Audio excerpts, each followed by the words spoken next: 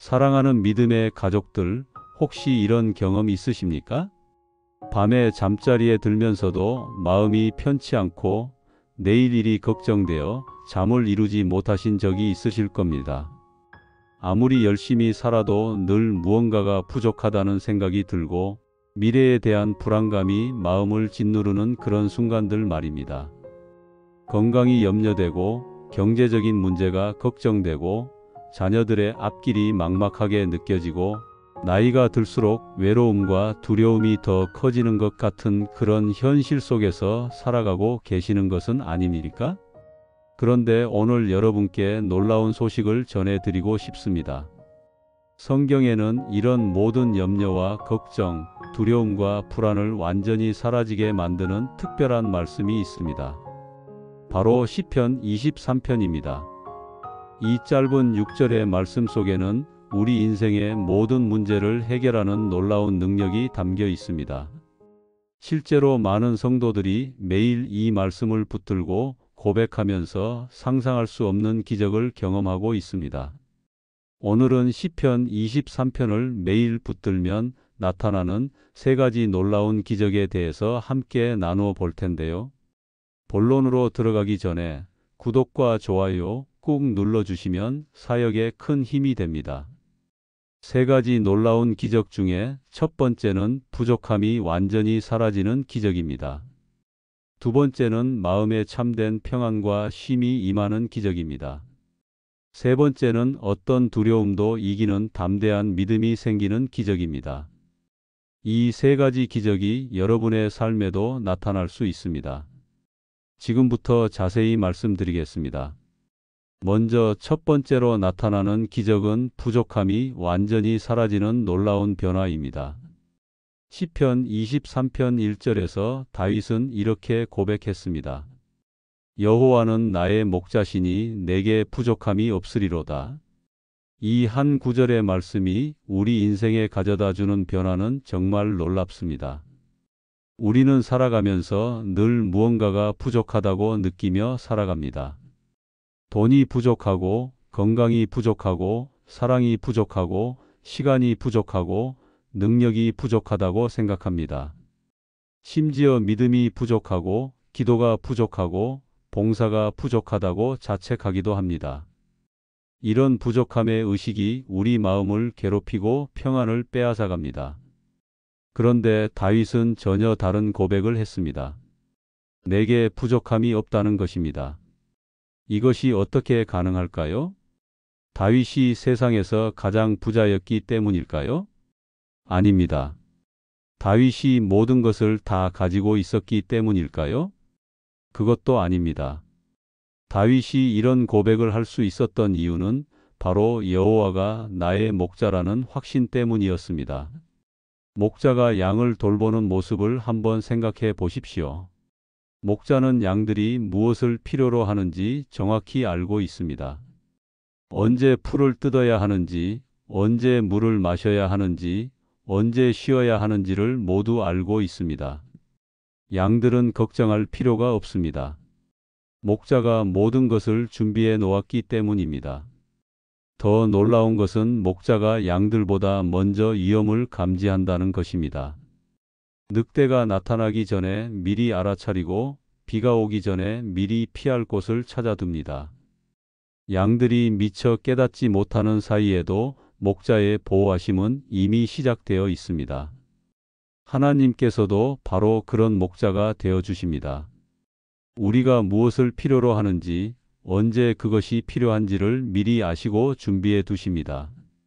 우리가 미처 깨닫지 못하는 사이에도 하나님의 공급하심은 이미 시작되어 있습니다. 마태복음 6장 26절에서 예수님께서는 이렇게 말씀하셨습니다. 공중의 새를 보라, 심지도 않고 거두지도 않고 창고에 모아들이지도 아니하되 너희 하늘 아버지께서 기르시나니 너희는 이것들보다 귀하지 아니하냐. 우리는 하나님의 눈동자보다 더 소중한 존재입니다. 그런 우리를 하나님께서 어떻게 부족하게 두시겠습니까? 실제로 한 성도님의 간증을 들어보겠습니다. 이분은 갑작스럽게 직장을 잃게 되었습니다. 50대 중반의 나이에 가족들을 책임져야 하는 상황에서 앞길이 막막했습니다. 밤잠을 이루지 못하며 걱정과 불안에 시달렸습니다. 이런 기도를 드렸습니다. 하나님, 저에게는 정말 아무것도 없습니다. 나이도 많고 능력도 부족하고 준비된 것도 없습니다. 어떻게 하면 좋을까요? 바로 그때 시편 23편 1절 말씀이 마음에 떠올랐습니다. 여호와는 나의 목자시니 내게 부족함이 없으리로다. 처음에는 현실과 너무 동떨어진 말씀처럼 느껴졌습니다. 하지만 이 말씀을 붙들고 매일 고백하기 시작했습니다. 놀라운 일이 일어났습니다. 걱정과 불안이 점점 사라지기 시작했습니다. 여전히 구직 활동은 해야 했지만 마음에는 평안이 임했습니다. 하나님께서 나의 목자가 되어 주신다는 확신이 생겼기 때문입니다. 그리고 한 달 후 예상치 못한 곳에서 더 좋은 일자리 제안이 들어왔습니다. 연봉도 이전보다 높고 근무 조건도 더 나은 곳이었습니다. 이분은 이렇게 고백했습니다. 그때 깨달았습니다. 하나님께서는 제가 직장을 잃기 전부터 이미 새로운 길을 준비하고 계셨다는 것을 말입니다. 제가 부족하다고 여겼던 모든 것들이 사실은 하나님의 완벽한 계획 안에 있었습니다. 또 다른 성도님의 이야기도 들어보겠습니다. 이분은 오랫동안 건강 문제로 고생하고 계셨습니다. 병원비만으로도 가정에 큰 부담이 되었고 치료 과정도 순탄하지 않았습니다. 왜 하나님께서 이런 시련을 허락하시는지 원망스러운 마음도 들었습니다. 그런데 어느 날 시편 23편을 묵상하다가 깨달음이 왔습니다. 여호와는 나의 목자시니 내게 부족함이 없으리로다. 이 말씀에서 부족함이 없다는 것은 아픈 것이 없다는 뜻이 아니라 아픈 중에도 하나님의 돌보심이 부족하지 않다는 뜻이라는 것을 알게 되었습니다. 그 후 이분의 마음이 바뀌었습니다. 여전히 몸은 아팠지만 마음에는 평안이 임했습니다. 하나님께서 자신을 버리지 않으시고 끝까지 함께 하신다는 확신이 생겼습니다. 그리고 시간이 지나면서 조금씩 건강도 회복되기 시작했습니다. 무엇보다 이 모든 과정을 통해 하나님의 사랑을 더 깊이 체험하게 되었습니다. 사랑하는 성도님들, 이것이 바로 시편 23편이 가져다 주는 첫 번째 기적입니다. 우리가 이 말씀을 붙들 때 하나님께서는 우리의 관점을 바꿔주십니다. 부족하다고 여겼던 것들이 사실은 하나님의 풍성한 공급 안에 있다는 것을 깨닫게 해주십니다. 목자이신 하나님께서는 우리에게 필요한 모든 것을 이미 아시고 준비해 두셨습니다. 우리의 영적 필요도, 물질적 필요도, 정서적 필요도 모두 아시고 계십니다. 때로는 우리가 원하는 방식과 다를 수 있지만 하나님의 공급하심은 언제나 우리에게 가장 좋은 것으로 임합니다. 히브리어로 부족함이 없다는 표현은 단순히 결핍이 없다는 의미를 넘어섭니다. 완전함, 충족함, 만족함이라는 깊은 의미를 담고 있습니다. 하나님께서 우리의 목자가 되실 때 우리는 진정한 만족과 충족을 경험하게 됩니다. 빌립보서 4장 19절에서 바울 사도는 이렇게 말했습니다. 나의 하나님이 그리스도 예수 안에서 영광 가운데 그 풍성한 대로 너희 모든 쓸 것을 채우시리라. 이것이 바로 우리에게 주신 약속입니다. 이 말씀을 매일 고백해 보십시오. 여호와는 나의 목자시니 내게 부족함이 없으리로다. 이 고백이 여러분의 마음에 뿌리 내릴 때 부족함으로 인한 염려와 걱정이 평안과 감사로 바뀌는 놀라운 기적을 경험하게 될 것입니다. 목자이신 하나님께서 우리에게 부족함이 없도록 공급해 주신다는 첫 번째 기적을 나누었습니다. 이제 두 번째로 나타나는 기적에 대해 말씀드리겠습니다. 바로 마음에 참된 평안과 쉼이 임하는 놀라운 은혜입니다.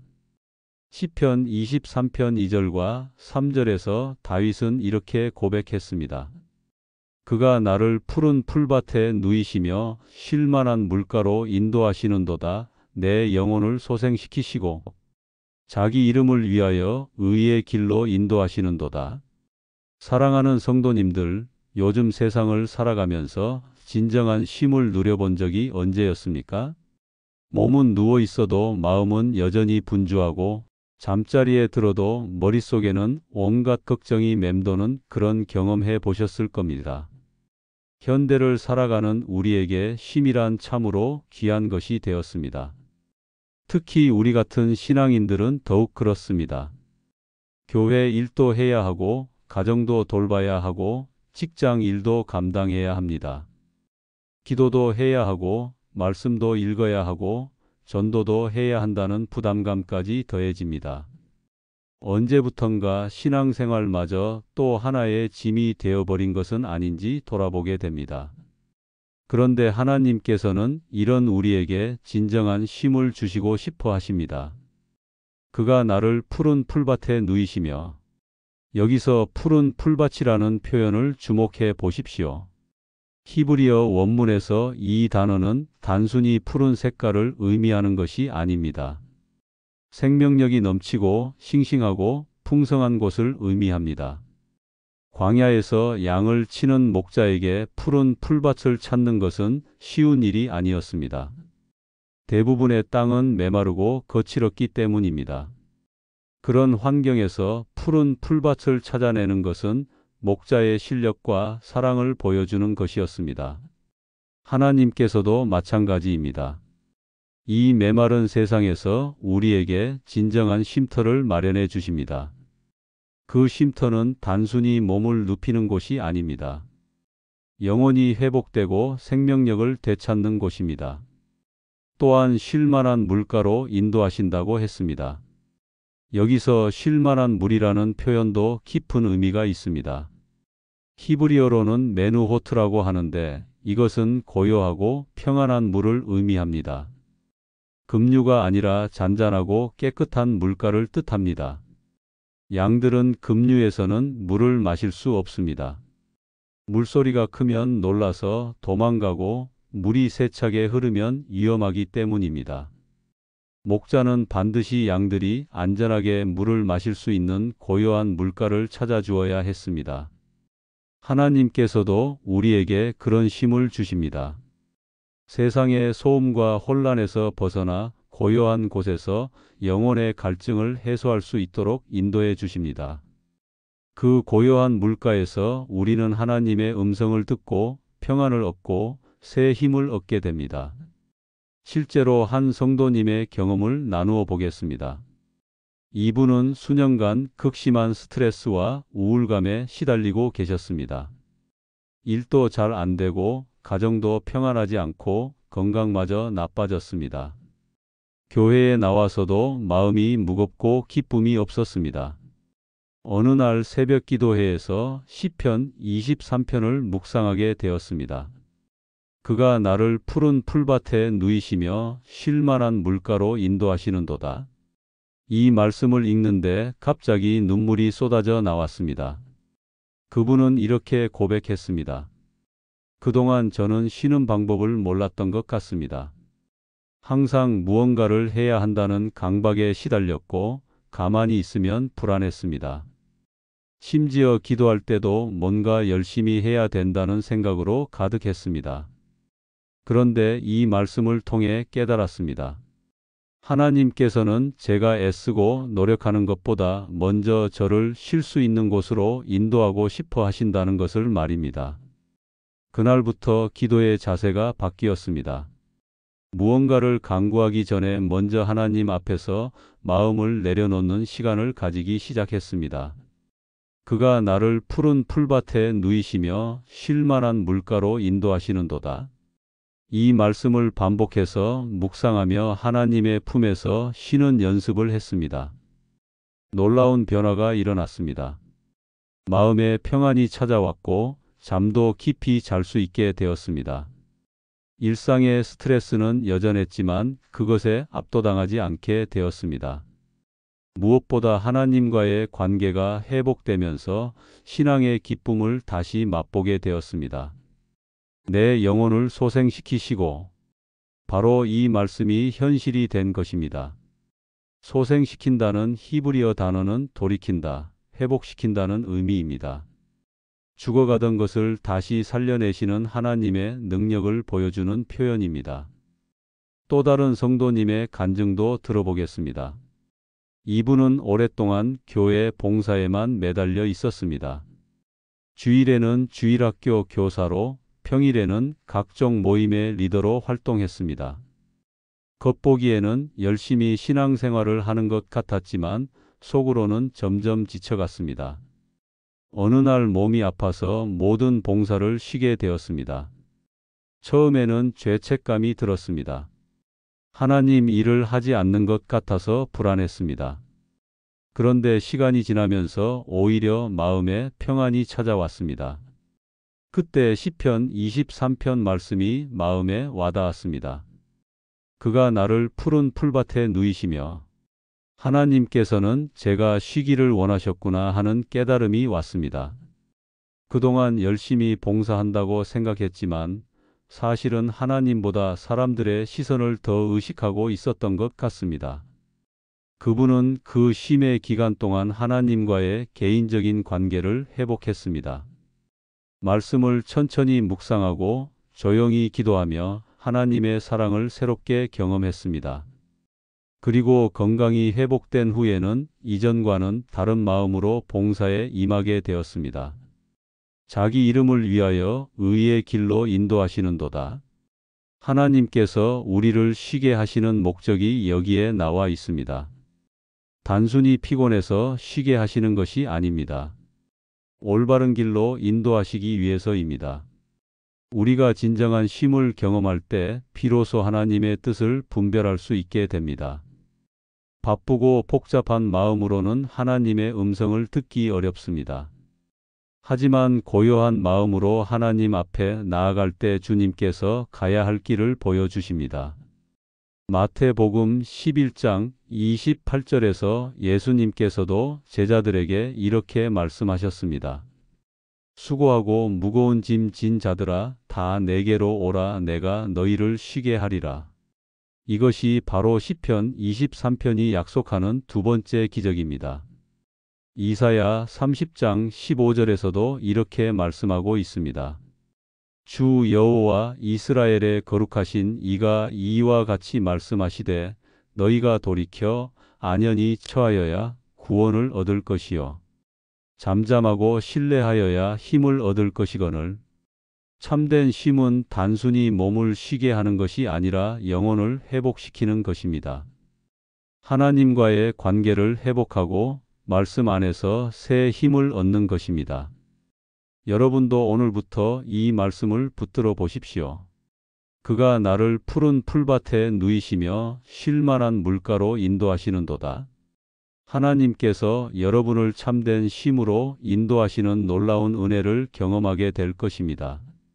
하나님께서 우리에게 부족함 없는 공급과 참된 쉼을 주신다는 놀라운 은혜를 나누었습니다. 이제 세 번째로 나타나는 기적에 대해 말씀드리겠습니다. 바로 어떤 두려움도 이기는 담대한 믿음이 생기는 놀라운 기적입니다. 시편 23편 4절에서 다윗은 이렇게 고백했습니다. 내가 사망의 음침한 골짜기로 다닐지라도 해를 두려워하지 아니할 것은 주께서 나와 함께 하심이라. 주의 지팡이와 막대기가 나를 안위하시나이다. 사랑하는 성도님들, 이 말씀이 주는 충격이 얼마나 큰지 아십니까? 사망의 음침한 골짜기라는 표현은 인간이 경험할 수 있는 가장 극한의 상황을 의미합니다. 절망과 공포, 절대적인 고립감과 무력감이 지배하는 그런 상황 말입니다. 그런데 다윗은 그런 상황에서도 해를 두려워하지 아니한다고 고백했습니다. 이것이 어떻게 가능할까요? 그 이유가 바로 주께서 나와 함께 하심이라는 확신 때문이었습니다. 사망의 음침한 골짜기라는 히브리어 표현을 자세히 살펴보겠습니다. 짤마웨트라고 하는 이 단어는 단순히 죽음을 의미하는 것이 아닙니다. 죽음의 그림자, 죽음이 드리운 어둠을 뜻합니다. 실제로 죽은 것은 아니지만 죽음과 같은 절망감에 빠진 상태를 표현하는 것입니다. 우리 인생에도 그런 골짜기의 시간들이 있습니다. 갑작스러운 질병의 진단을 받을 때, 사랑하는 사람을 떠나보낼 때, 경제적으로 파탄에 이를 때, 인간관계에서 배신을 당할 때가 바로 그런 순간들입니다. 그런 상황에서 우리는 마치 깊은 골짜기에 홀로 서 있는 것 같은 두려움을 경험합니다. 하지만 하나님의 백성에게는 다른 고백이 있습니다. 해를 두려워하지 아니할 것은 주께서 나와 함께 하심이라. 이 고백이 바로 시편 23편이 주는 세 번째 기적의 핵심입니다. 성경에서 다니엘의 이야기를 한번 생각해 보십시오. 다니엘은 왕의 명령을 어기고 하나님께 기도했다는 이유로 사자굴에 던져졌습니다. 사람의 관점에서 보면 완전히 사망의 음침한 골짜기 상황이었습니다. 포악한 사자들이 우글거리는 굴 속에서 밤을 지새워야 했습니다. 그런데 다니엘은 두려워하지 않았습니다. 왜냐하면 하나님께서 함께 하신다는 확신이 있었기 때문입니다. 실제로 하나님께서는 천사를 보내어 사자들의 입을 막아주셨습니다. 다음 날 아침 다니엘은 아무런 해를 당하지 않고 굴에서 나올 수 있었습니다. 다니엘서 6장 22절에서 다니엘은 이렇게 말했습니다. 나의 하나님이 이미 그의 천사를 보내어 사자들의 입을 봉하셨으므로 사자들이 나를 해하지 못하였사오니. 또 다른 예로 욥의 이야기도 있습니다. 욥은 하루아침에 모든 재산을 잃고 자녀들을 잃고 건강마저 잃었습니다. 친구들마저 그를 정죄하며 등을 돌렸습니다. 그야말로 사망의 음침한 골짜기를 걷고 있었습니다. 하지만 욥은 이런 고백을 했습니다. 욥기 13장 15절에서 그가 나를 죽이실지라도 나는 그를 의뢰하리라고 말했습니다. 이것이 바로 시편 23편이 말하는 담대한 믿음입니다. 상황이 절망적이어도 하나님을 신뢰하는 믿음입니다. 실제로 현대를 살아가는 성도들의 간증을 들어보겠습니다. 한 자매님의 이야기입니다. 이분은 갑작스럽게 암 진단을 받았습니다. 의사는 시간이 많지 않다고 했습니다. 가족들은 모두 절망에 빠졌고 본인도 처음에는 극도의 공포에 사로잡혔습니다. 그런데 어느 날 새벽기도 시간에 시편 23편 4절 말씀이 마음에 강하게 임했습니다. 내가 사망의 음침한 골짜기로 다닐지라도 해를 두려워하지 아니할 것은 주께서 나와 함께 하심이라. 그 순간 놀라운 평안이 마음에 임했습니다. 이분은 이렇게 고백했습니다. 죽음에 대한 두려움이 완전히 사라진 것은 아니었습니다. 하지만 그보다 더 큰 확신이 생겼습니다. 살든지 죽든지 하나님께서 함께 하신다는 확신 말입니다. 그 확신이 두려움보다 더 컸습니다. 그 후 이분의 삶이 완전히 바뀌었습니다. 치료 과정도 담대하게 받아들였고 가족들을 오히려 위로하며 격려했습니다. 주변 사람들이 놀랄 정도로 평안한 모습을 보였습니다. 결국 기적같이 건강을 회복하셨지만 그보다 더 큰 기적은 두려움을 이기는 믿음을 얻은 것이었습니다. 주의 지팡이와 막대기가 나를 안위하시나이다. 이 부분도 깊은 의미가 있습니다. 목자의 지팡이는 양들을 인도하고 보호하는 도구였습니다. 막대기는 맹수나 도적들로부터 양떼를 지키는 무기였습니다. 하나님께서도 우리에게 그런 지팡이와 막대기가 되어 주십니다. 어두운 골짜기를 걸을 때 길을 잃지 않도록 인도해 주시고 영적인 원수들로부터 우리를 보호해 주십니다. 안위한다는 것은 위로하고 격려한다는 뜻입니다. 또 다른 성도님의 간증도 들어보겠습니다. 한 형제님은 사업 실패로 인해 엄청난 빚을 지게 되었습니다. 채권자들의 독촉에 시달리고 가족들에게도 미안한 마음뿐이었습니다. 극단적인 선택까지 생각할 정도로 절망적인 상황이었습니다. 그런데 어느 날 시편 23편을 읽다가 4절 말씀에서 멈추게 되었습니다. 내가 사망의 음침한 골짜기로 다닐지라도 해를 두려워하지 아니할 것은 주께서 나와 함께 하심이라. 이 말씀이 마음 깊이 박혔습니다. 그분은 이렇게 고백했습니다. 그때 깨달았습니다. 제가 두려워하는 것은 죽음이 아니라 실패에 대한 부끄러움이었습니다. 사람들의 시선과 평가가 무서웠던 것입니다. 하지만 하나님께서는 그런 저와도 함께 하신다는 것을 알게 되었습니다. 그 후로 마음가짐이 완전히 바뀌었습니다. 여전히 어려운 상황이었지만 두려움에 압도당하지 않게 되었습니다. 차근차근 문제를 해결해 나가기 시작했고 몇 년 후에는 모든 빚을 다 갚을 수 있었습니다. 무엇보다 그 과정에서 하나님의 신실하심을 깊이 체험했습니다. 사도 바울도 비슷한 고백을 했습니다. 빌립보서 4장 13절에서 내게 능력 주시는 자 안에서 내가 모든 것을 할 수 있느니라고 말했습니다. 이것이 바로 시편 23편이 주는 담대함입니다. 상황이 절망적이어도 하나님께서 함께 하시기 때문에 두려워하지 않는 믿음입니다. 로마서 8장 31절에서도 바울은 이렇게 말했습니다. 그런즉 이 일에 대하여 우리가 무엇이라 하리요 만일 하나님이 우리를 위하시면 누가 우리를 대적하리요. 또한 로마서 8장 38절과 39절에서는 이렇게 고백했습니다.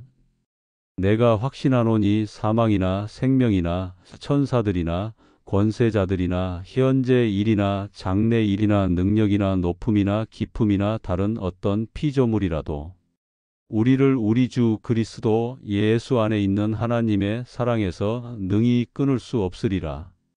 여러분도 지금 어떤 골짜기를 지나고 계십니까?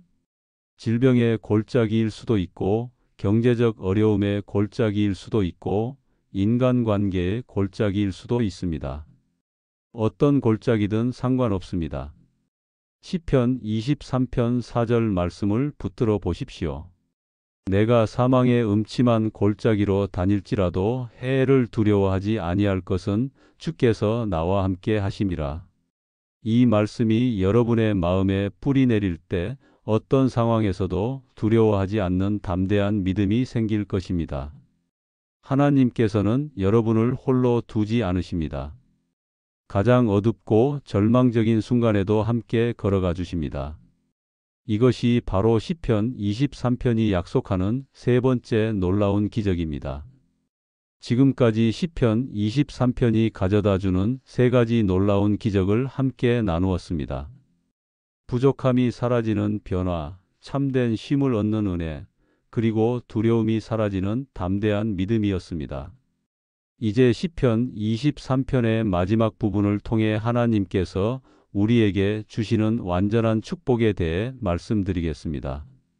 시편 23편 5절과 6절에서 다윗은 이렇게 고백했습니다. 주께서 내 원수의 목전에서 내게 상을 차려주시고 기름을 내 머리에 부으시니 내 잔이 넘치나이다. 내 평생의 선하심과 인자하심이 반드시 나를 따르리니 내가 여호와의 집에 영원히 살리로다. 여러분, 이 말씀에서 놀라운 반전을 발견할 수 있습니다. 앞에서는 목자와 양의 관계로 시작했는데 여기서는 주인이 손님을 극진히 대접하는 모습으로 바뀝니다. 하나님께서는 우리를 단순한 양으로만 보시는 것이 아니라 귀한 손님으로 대접해 주신다는 뜻입니다. 주께서 내 원수의 목전에서 내게 상을 차려주시고, 이 표현은 고대 근동 지역의 문화를 이해해야 합니다. 당시의 원수 앞에서 누군가를 위해 잔치상을 차린다는 것은 그 사람을 완전히 보호하고 높인다는 의미였습니다. 원수들이 보는 앞에서도 당당하게 축복해 주시는 하나님의 은혜를 보여주는 것입니다. 우리 인생에도 원수들이 있습니다. 실제 사람일 수도 있고 질병이나 가난, 절망과 같은 상황일 수도 있습니다. 그런 원수들이 우리를 해하려고 할 때 하나님께서는 오히려 그들 앞에서 우리를 축복해 주신다는 것입니다. 실제로 한 성도님의 간증을 들어보겠습니다. 이분은 직장에서 심한 따돌림을 당하고 계셨습니다. 상사와 동료들이 모든 일에 트집을 잡았고 승진에서도 계속 누락되었습니다. 매일 출근하는 것이 고역이었고 그만두고 싶은 마음이 굴뚝 같았습니다. 그런데 어느 날 시편 23편 5절 말씀을 묵상하게 되었습니다. 주께서 내 원수의 목전에서 내게 상을 차려주시고, 이 말씀이 마음에 와닿으면서 기도의 제목이 바뀌었습니다. 그만두게 해달라는 기도 대신 그 자리에서 하나님의 영광을 드러낼 수 있게 해달라고 기도하기 시작했습니다. 놀라운 일이 일어났습니다. 몇 달 후 회사에 큰 프로젝트가 들어왔는데 이분의 전문 분야였습니다. 그동안 쌓아온 실력을 발휘할 기회가 온 것입니다. 프로젝트는 대성공을 거두었고 이분은 전 직원 앞에서 표창을 받게 되었습니다. 그분은 이렇게 고백했습니다. 바로 그 순간 시편 23편 말씀이 현실이 되었습니다. 저를 괴롭혔던 사람들이 보는 앞에서 하나님께서 저를 높여주신 것입니다. 그들의 표정이 아직도 기억납니다.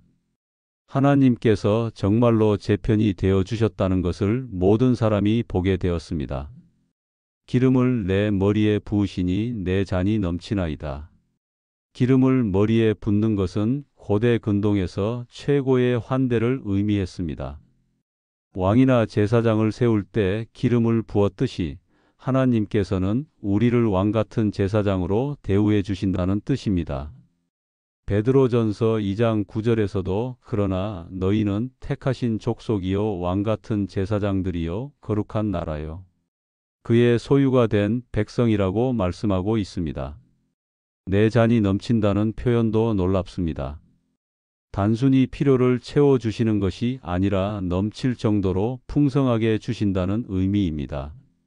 하나님의 축복은 언제나 우리의 기대를 뛰어넘습니다. 에베소서 3장 20절에서 바울은 이렇게 말했습니다. 우리 가운데서 역사하시는 능력대로 우리가 구하거나 생각하는 모든 것에 더 넘치도록 능히 하실 이에게. 또 다른 성도님의 간증도 들어보겠습니다. 이분은 오랫동안 경제적 어려움에 시달리고 계셨습니다. 매달 생활비가 부족해서 이곳저곳에서 돈을 빌려야 했습니다. 자녀들 교육비도 감당하기 어려웠고 11조 드리는 것도 부담이 되었습니다. 그런데 어느 날 시편 23편을 통독하다가 내 잔이 넘치나이다라는 말씀에서 멈추게 되었습니다. 현실과 너무 다른 말씀 같아서 처음에는 믿어지지 않았습니다. 하지만 이 말씀을 붙들고 매일 고백하기 시작했습니다.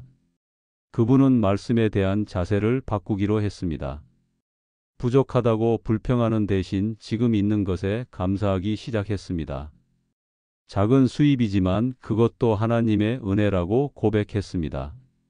그리고 어려운 중에도 11조를 꾸준히 드렸습니다. 몇 년 후 놀라운 변화가 일어났습니다. 새로운 부업 기회가 생겼고 투자했던 일이 예상보다 훨씬 좋은 결과를 가져왔습니다. 빚도 다 갚고 여유 있는 생활을 할 수 있게 되었습니다. 정말로 잔이 넘치는 축복을 경험하게 된 것입니다. 말라기 3장 10절에서 하나님께서는 이렇게 약속하셨습니다. 만군의 여호와가 이르노라 너희의 온전한 11조를 창고에 들여 내 집에 양식이 있게 하고 그것으로 나를 시험하여 내가 하늘 문을 열고 너희에게 복을 쌓을 곳이 없도록 붙지 아니하나 보라. 내 평생의 선하심과 인자하심이 반드시 나를 따르리니. 이 말씀은 하나님의 축복이 일시적이 아니라 평생에 걸쳐 지속된다는 약속입니다.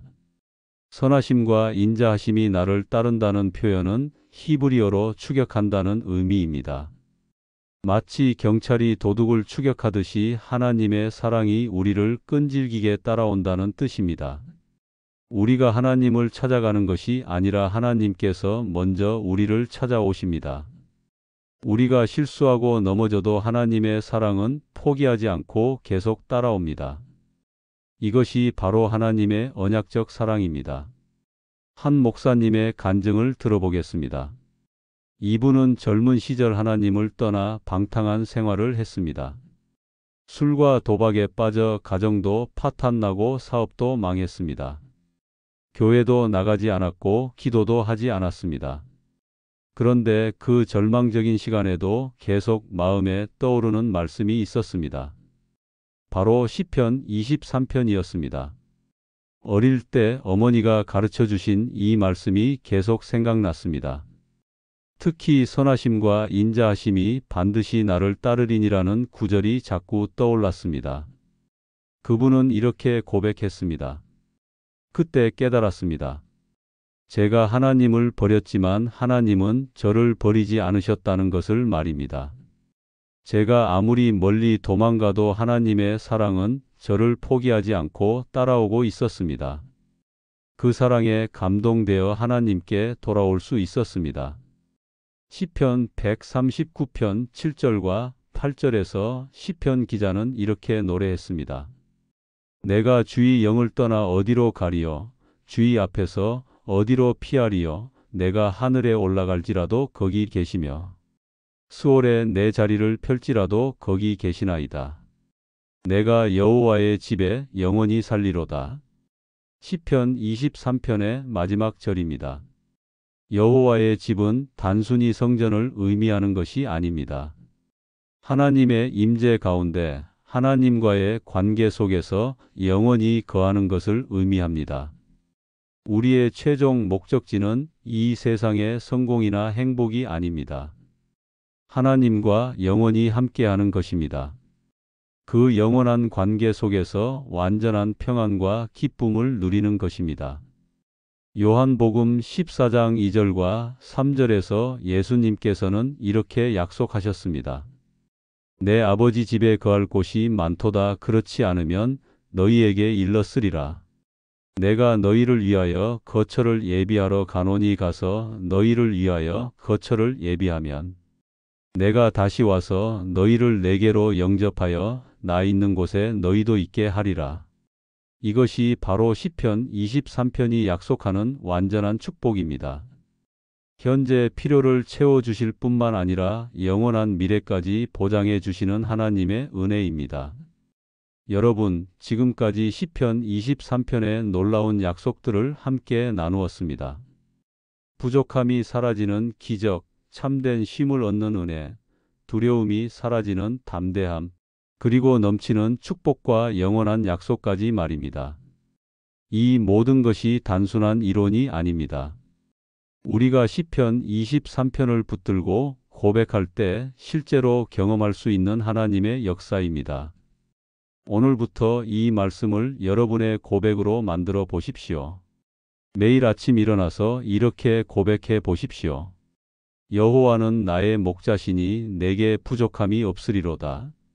이 고백으로 하루를 시작하면 하나님께서 오늘 하루도 여러분을 돌보실 것이라는 확신을 가지고 살아갈 수 있습니다. 일터에서 스트레스를 받을 때나 마음이 분주할 때는 이렇게 고백해 보십시오. 그가 나를 푸른 풀밭에 누이시며 쉴 만한 물가로 인도하시는도다. 마음이 복잡하고 불안할 때 이 말씀이 여러분의 영혼에 참된 평안을 가져다 줄 것입니다. 특히 어려운 상황에 처했을 때는 시편 23편 4절 말씀을 붙들어 보십시오. 내가 사망의 음침한 골짜기로 다닐지라도 해를 두려워하지 아니할 것은 주께서 나와 함께 하심이라. 이 고백이 어떤 두려움도 이길 수 있는 담대한 믿음을 심어줄 것입니다. 그리고 잠자리에 들기 전에는 시편 23편 전체를 천천히 묵상해 보십시오. 하루 동안 베푸신 하나님의 은혜를 되돌아보며 감사의 고백을 드리는 시간을 가지시기 바랍니다. 내 평생의 선하심과 인자하심이 반드시 나를 따르리니 내가 여호와의 집에 영원히 살리로다. 이 약속의 말씀으로 하루를 마무리하면 평안한 잠에 들 수 있을 것입니다. 실제로 많은 성도들이 이렇게 실천하며 놀라운 변화를 경험하고 있습니다. 한 권사님은 매일 아침 시편 23편을 읽고 하루를 시작한 지 한 달이 지나니까 마음가짐이 완전히 달라졌다고 간증했습니다. 예전에는 하루가 시작되면 걱정거리부터 생각했는데 이제는 하나님의 돌보심부터 생각하게 된다는 것입니다. 또 다른 집사님은 직장에서 힘든 일이 생길 때마다 조용히 시편 23편을 암송한다고 했습니다. 그러면 마음이 진정되고 상황을 하나님의 관점에서 볼 수 있게 된다는 것입니다. 동료들도 그분의 변화된 모습을 보고 놀란다고 했습니다. 한 자매님은 가정에 어려운 일이 생길 때 시편 23편을 큰 소리로 선포한다고 했습니다. 여호와는 나의 목자시니 내게 부족함이 없으리로다. 이렇게 선포하면 가정에 평안이 임하고 문제들이 해결되는 것을 경험한다고 했습니다. 여러분도 이 말씀을 단순히 읽기만 하지 마시고 선포해 보십시오. 믿음으로 고백할 때 말씀은 살아 역사하는 하나님의 능력이 됩니다. 주의 지팡이와 막대기가 나를 안위하시나이다. 이런 고백이 여러분의 삶의 실제적인 위로와 힘이 될 것입니다. 그리고 가족들과 함께 이 말씀을 나눠 보십시오. 부부가 함께, 부모와 자녀가 함께 시편 23편을 읽고 묵상하는 시간을 가져보시기 바랍니다. 각자가 이 말씀을 통해 받은 은혜를 나누고 함께 기도하는 시간을 가지십시오. 가정이 하나님의 축복으로 가득 차게 될 것입니다. 교회에서도 이 말씀을 나누어 보십시오. 구역 모임이나 제자도 모임에서 시편 23편의 은혜를 함께 나누고 서로의 간증을 들어보십시오. 하나님께서 각자의 삶에 어떻게 역사하고 계시는지 확인하며 서로 격려하고 기도해 주시기 바랍니다.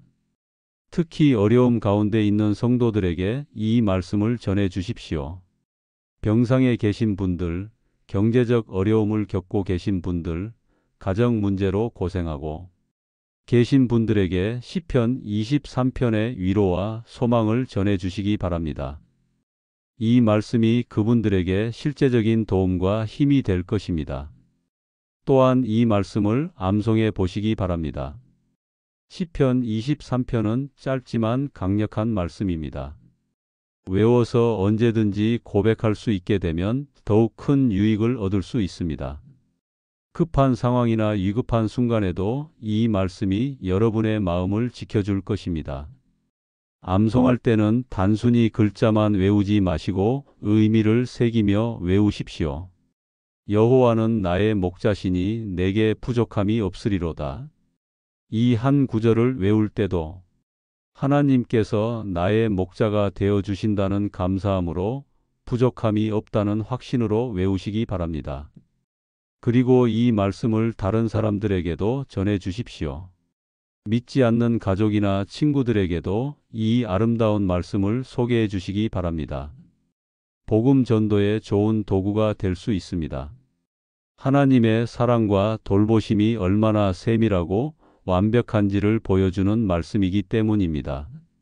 마지막으로 이 말씀을 통해 받은 은혜를 간증으로 남겨보십시오. 하나님께서 여러분의 삶에 어떤 기적을 행하셨는지, 어떤 변화를 주셨는지를 기록해 두시기 바랍니다. 후에 어려운 일이 생겼을 때 그 간증을 다시 읽어보면 큰 격려가 될 것입니다. 사랑하는 믿음의 가족들, 시편 23편은 3000년 전 다윗이 기록한 말씀이지만 오늘 우리에게도 살아서 역사하는 하나님의 약속입니다. 목자이신 하나님께서는 지금도 여러분을 사랑하시고 돌보시고 인도하고 계십니다. 여러분의 필요를 아시고 여러분의 마음을 이해하시며 여러분과 함께 모든 길을 걸어가고 계십니다. 오늘부터 시편 23편과 함께하는 새로운 삶을 시작해 보십시오. 부족함 없는 삶, 참된 쉼이 있는 삶, 두려움 없는 담대한 삶을 살아가시기 바랍니다. 그리고 하나님의 선하심과 인자하심이 평생 여러분을 따르는 축복된 인생을 누리시길 바랍니다. 이 영상이 여러분에게 도움이 되셨다면 좋아요를 눌러주시고 댓글로 은혜 받은 부분을 나눠 주십시오. 여러분의 간증이 다른 분들에게도 큰 격려가 될 것입니다. 구독과 알림 설정도 해주시면 새로운 말씀 영상을 놓치지 않고 받아보실 수 있습니다. 더 많은 하나님의 말씀과 은혜를 나누고 싶습니다. 여러분의 응원과 기도가 큰 힘이 됩니다. 귀한 시간을 내어 끝까지 함께 해주신 여러분께 진심으로 감사드립니다. 여러분의 하루하루가 시편 23편의 축복으로 가득하길 바랍니다. 목자이신 하나님께서 여러분을 푸른 풀밭과 쉴만한 물가로 인도하시고 모든 골짜기에서도 함께 걸어가 주시길 바랍니다. 오늘도 주님의 은혜와 평강이 여러분과 여러분의 가정에 충만하시길 기도합니다. 하나님께서 여러분의 삶에 부족함이 없도록 공급해 주시고 참된 쉼과 평안을 주시며 어떤 두려움도 이기는 담대한 믿음을 허락해 주시길 축복합니다. 그리고 하나님의 선하심과 인자하심이 여러분을 평생토록 따르며 여호와의 집에서 영원한 기쁨을 누리는 복된 성도들이 되시기를 주님의 이름으로 간절히 축복합니다. 다음에 더 귀한 말씀으로 다시 만나 뵙겠습니다. 샬롬.